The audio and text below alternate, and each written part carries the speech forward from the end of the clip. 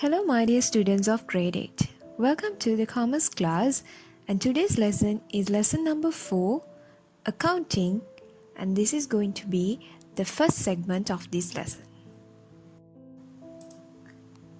To give you an insight on the basic accounting concepts or principles is the main objective of this lesson. The topics discussed under this lesson would be: what is accounting, importance of accounting, introduction to transactions, and the accounting equation, and finally, to wrap up, we have some questions. Before starting with the concepts, let's look into what is accounting. Accounting is a systematic process of recording, analyzing, reporting, and communicating the financial information of a business to all the interested parties for decision making. It is like the language of a business and also the backbone of any organization.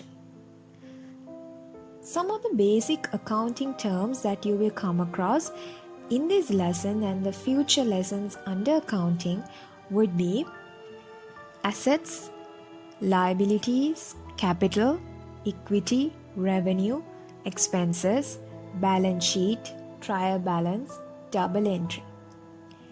So you will become familiar with the accounting, debits and credits as we show you how to record the transactions. So to understand the importance of accounting, let me put up a small story.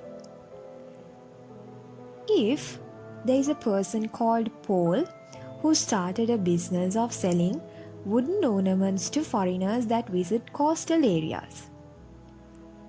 He leaves his house with $500 in his hand, and he purchased 100 units of these items from a supplier for $1 each. And he sells for the foreigners each item for $5 each, and by the end of the day, he has sold 100 units. He continues this business for a month. At the end of the month, he wants to know how much profit he has made. Without a way of recording these activities and daily expenses and income, he is unable to analyze his business performance. This is where accounting comes into place. Accounting makes this possible for Paul to analyze his business performance. So from this story, you might have understood that recording financial transactions are very important to any business, and that is done through accounting. Accounting plays a vital role in running a business because it helps you track income, expenditures, and also provide investors, management, and the government with a financial information which can be used in making business decisions. To run a business, you need data, records, reports, analysis, and accurate information about your finances. And that is why accounting is important for any business activity. Accounting is considered so important and an important tool for management as it is regarded as the language of the business. To make a decision, it has to be based on genuine facts and figures. For deciding every level of management, information is very critical. Accounting gives management information regarding the financial position of the business. It also provides information for resource allocation. That is why the importance of accounting in a business is very large. Main objective of accounting is to record financial transactions systematically in the books of accounts and to find out the profit, loss, and the financial position of a business, and how the business has performed, in other words. It also helps to monitor the organization's performance as well as the other activities. Accounting will help the management by providing all the necessary information for making proper, accurate decisions. It will also enable potential investors or people who are interested in investing money into your business or the funders to evaluate on the organization and make their investment decisions. So as you know by now, accounting holds the credit of recording financial transactions. So what are these transactions?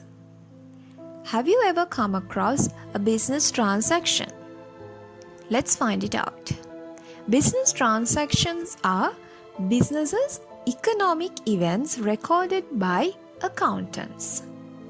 Accountants are professionals handling all finance-related tasks, including maintaining financial records as their main job role.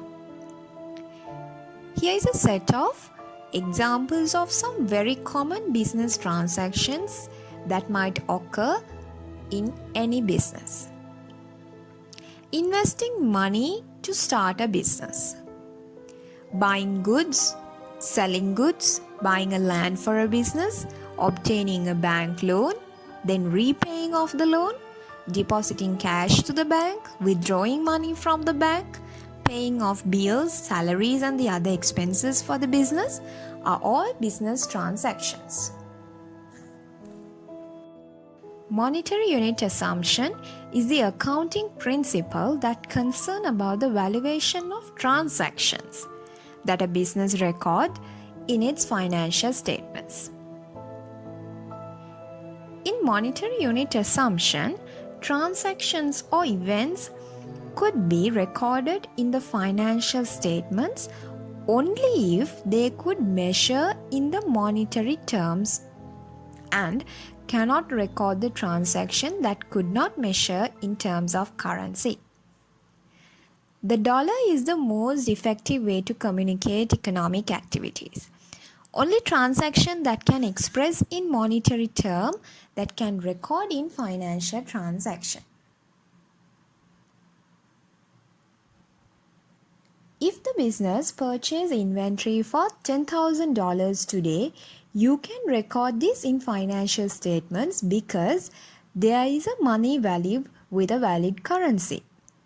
But if you take the staff skill, the staff turnover, and even the staff demotivation, though it will turn out to be at cost to the company, we cannot measure and record this. Therefore, you're not going to record it in financial statements. So simply, monetary unit assumption will record only the transactions that can be expressed in monetary terms. For example, purchasing computer for $100, this can be recorded. But discussing product design with potential customers, it can't be recorded. And also paying rent $40, it's another transaction that can be recorded because money value is given. Moving on to the cream of this lesson. Accounting equation is considered as the heart of accounting. So let's try to understand this clearly by learning the most important accounting terms related to it. Equity, shareholders' equity, or capital are what belongs to the owner that is supplied to the business. Total assets in the business should be equal to total liabilities of the business plus what the owner supplies as capital or equity. So, the stuff the business owns should always be equal to the stuff business owes. What business owes can be of two types, that is liabilities, which are the stuff that the business owes to other parties like banks, and the equity which the business owes to the owner. For example, If Paul is the owner of a business and he wishes to purchase a vehicle for the business for distribution purposes, and that is worth $20,000. But currently he has only $5. He will have to borrow money from elsewhere. Let's say a bank is willing to lend money for Paul, and that is $15,000. So rest of the money is given by a bank. In that case, the asset which is $20,000 is bought for the business and it is equal to the amount the owner invested, which is $5, and that is termed as capital, and the amount the business took as a bank loan, which is $15,000. And this becomes ultimately a liability that the business owes to a third party. So, if liabilities plus equity is 20,000, then assets must be always equal to 20,000. And in this case, it balances. Equation should always balance.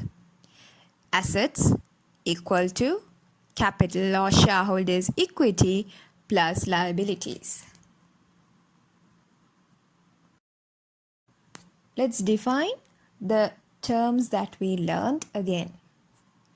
Asset is any resource that has an economic value that a person or a business owns. Something valuable that a business owns and the actual resources in the business. When it comes to capital, this is the amount of resources supplied by the owner. When a person or a group of people start up a business, it starts with resources being given by the owner or supplied by the owner to start the business. In this case, the business owes these resources to the owner. This is called capital or shareholders' equity. Lastly, liabilities. This is the amount of resources supplied by the people other than the owner. This is an obligation to pay an amount in terms of money or goods or services. You should be now familiar with the list of assets and liabilities in order to move into the questions related to accounting. Let's look at the list of assets and liabilities. If you take assets, cash, land, building, machinery, even debtors. Debtors are the people who owe you money. So they are going to give you money in future. They are called trade receivables as well. Vehicles, office equipments or tools, furniture, fixtures and any other receivables including inventory as well as goodwill are all falling under assets. Capital falls under the subcategory of equity. Equity is the amount of resources or funds invested in a business by its owners. It is also calculated as the difference between the total of all recorded assets and liabilities. Even drawings account falls under equity. Then comes liabilities. Liabilities include what the business owes to other parties like banks. If you take a bank loan, that will fall under liability. Then also creditors are the suppliers whom you took money from. They are also a liability to the business. Then bank overdraft or bank OD and all the other payables falls under liabilities. These are all obligations that you need to pay back. Every transaction has at least two effects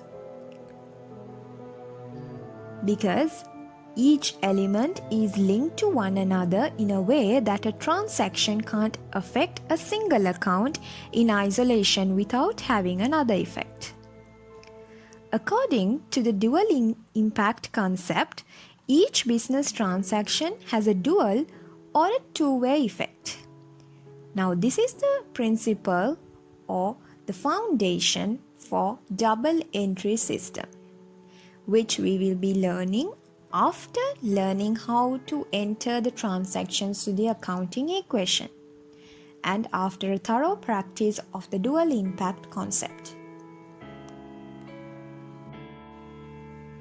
Before directly moving on to the dual impact questions in your accounting handout given, let's begin with the basics. That is by entering the transactions to the accounting equation that you just learnt. Now, can you remember the accounting equation?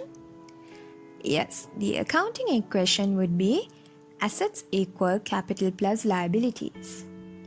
So when you're doing these questions, in your notebook you need to draw a table with 4 columns. First would be for transaction, a bit of a wider column, and then the rest for assets, capital and liabilities. Here you need to show the double effect. Each transaction will have 2 effects. Let's find out for all these transactions given the effects to the accounting equation. When doing these type of questions, you need to remember 3 things. First is to mention the sign, which is positive or negative sign, which will denote whether the value has increased or decreased. Positive for increase, negative for decrease.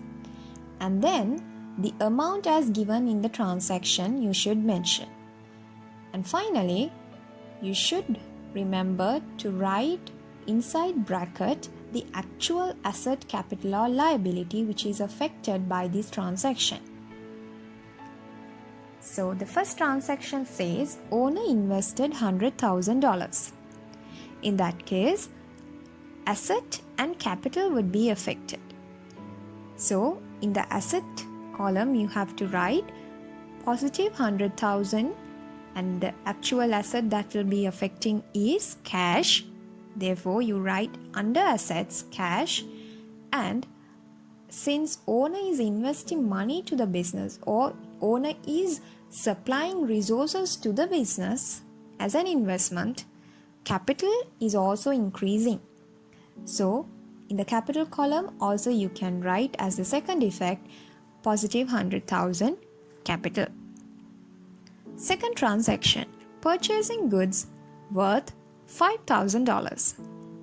In this case, indirectly, though it is not mentioned, this transaction is a cash transaction.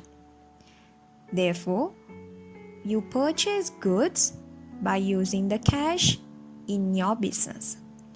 So, when you buy or purchase goods, the goods in the business will increase, which is an asset. At the same time, cash of your business will decrease. So you can write the effect as positive 5,000 goods, which is an asset, and also another asset decreases, which is minus 5,000 cash. The third transaction, sold goods for $4,000. In this case, the opposite of the second transaction happens because we are selling goods and this is a cash transaction as well. When you sell goods, you get money to your business. Therefore, cash in the business increases, which is an asset, and at the same time, you are releasing goods or selling goods. Therefore, goods in the business decreases. Fourth transaction, obtain a loan for $20,000. Now, you have to remember the bank loan, as we discussed before, is a liability. You are obliged to the bank to pay back. Therefore, now you have to move on to the liability column as well. But when you obtain a loan, your liabilities increases true. At the same time, you get cash to your business. Cash is an asset. Therefore, you write under the assets column positive 20,000 cash. While the second impact would be to your liability account, then positive 20,000 loan. You're not going to write liability there. You're going to write the specific liability, which is loan, inside bracket. Moving on to the fifth transaction, repaid loan $15,000. Here, you're going to pay back the loan that you took for $15,000. So, you're going to use cash and pay the loan. Therefore, cash in the business decreases, which is an asset, and at the same time, your liabilities will also decrease because you're paying it back. Therefore, liability under the liability column, loan, will decrease. Final transaction, deposited cash into the bank, $30,000. In this case, you have to remember something important. There are two types of cash here involved in this transaction: cash in hand and cash at the bank. Right? So when you deposit cash to the bank, cash in the bank will increase while cash in your hand will decrease.